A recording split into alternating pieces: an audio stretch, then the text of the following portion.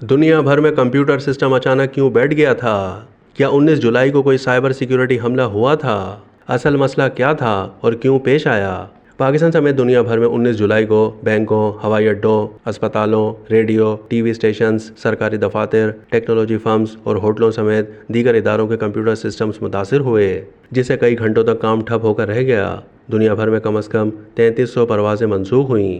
امریکہ، برطانیہ اور آسٹریلیا سمیت متعدد ممالک میں ایمرجنسی سروسز اور اسپتالوں کی سروسز بھی متاثر ہوئیں، جبکہ کاروباری اداروں کو بھی مشکلات کا سامنا کرنا پڑا۔ غیر ملکی میڈیا رپورٹس کے مطابق کمپیوٹر سسٹمز میں خرابی کی وجہ سے برطانوی T V channel sky news اپنی براہ راست نشریات دکھانے سے بھی محروم رہا۔ اسکائی نیوز کے دفتر کے تقریباً تمام کمپیوٹرز متاثر ہوئے، جس وجہ سے وہاں صحافی نہ صرف اپنا کام کر سکے بلکہ ٹی وی چینل کی نشریات میں بھی خلل پڑا۔ پاکستان میں قدرے کم مشکلات ہوئیں، تاہم اس کے باوجود ملک بھر میں بینکوں، ایئرپورٹس، اسپتالوں اور دیگر اداروں میں آن لائن خدمات فراہم کرنے میں مشکلات رہیں۔ لیکن یہاں سوال یہ پیدا ہوتا ہے کہ آخر یہ مسئلہ درپیش کیوں آیا اور کیا یہ کوئی سائبر سیکیورٹی حملہ تھا؟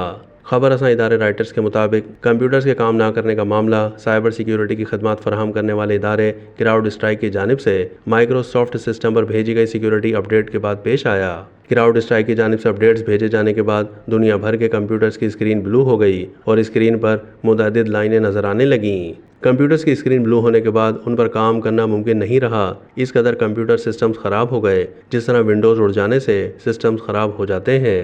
کراؤڈ اسٹرائک کمپیوٹرز کو سائبر حملوں سمیت دیگر مسائل سے بچانے کے لیے وقتاً فوقتاً سیکیورٹی اپ ڈیٹس بھیجتی رہتی ہے۔ یہ اپ ڈیٹس ایسے ہی آتی ہیں جیسے کسی موبائل میں سافٹ ویئر اپ ڈیٹس موصول ہوتی ہیں۔ کراؤڈ اسٹرائک کی جانب سے مائیکروسافٹ میں اپ ڈیٹس بھیجے جانے کے بعد دنیا بھر میں ونڈوز 10 میں استعمال ہونے والے کمپیوٹرز زیادہ تر خرابی کا نشانہ بنے، تاہم دیگر ونڈوز پر چلنے والے کمپیوٹرز بھی خرابی کا نشانہ بنے۔ دنیا بھر میں صرف مائیکروسافٹ پر چلنے والے کمپیوٹرز ہی خرابی کا نشانہ بنے، لیکن ہر جگہ اسی سافٹ ویئر پر ہی زیادہ تر کمپیوٹر چلتے ہیں، اس لیے دنیا بھر میں مسئلہ ہوا۔ کراؤڈ اسٹرائک کمپنی نے واضح کیا کہ مذکورہ خرابی کوئی سائبر سیکیورٹی حملہ نہیں تھا اور خرابی سے کسی کا کوئی ڈیٹا لیک یا ہیک نہیں ہوا۔